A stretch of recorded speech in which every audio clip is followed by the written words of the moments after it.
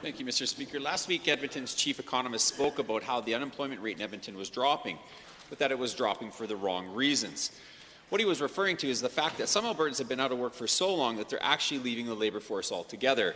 This in spite of this government spending millions of dollars in tax dollars to try to retain and retrain these workers, and consistent messaging from the government about the strength of the economy. And Premier, we want to see this province succeed. But if things are as good as your government is saying, why are workers continuing to leave the workforce and the province? The Honourable Premier.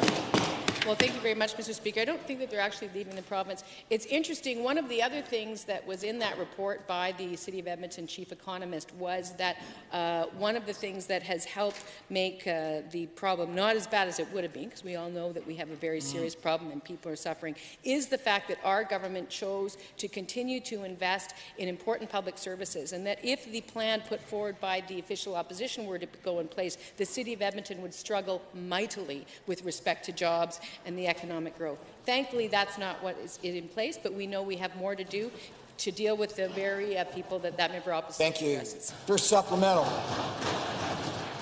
Our caucus believes in the value of public investment into the economy, but we must always ensure that there's a good return on investment when we're using public dollars. This is especially true when we're talking about programs aimed at job creation. Unless there's a measurable impact on job numbers, these programs often amount to paying public dollars to companies for jobs that would have been created anyway.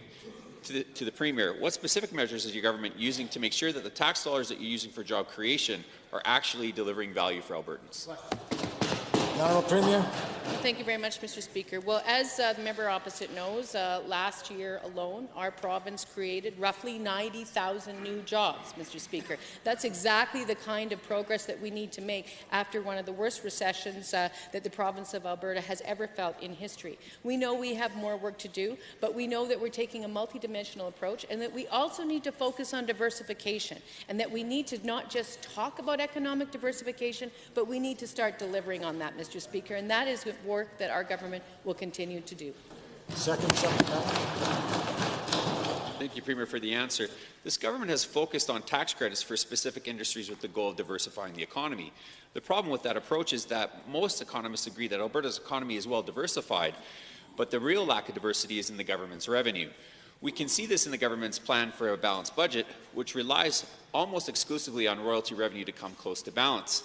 To the Premier, if the government continues to offer industry-specific tax credits, aren't government revenues going to become even less diversified and more reliant on resource revenue? The Honourable Premier.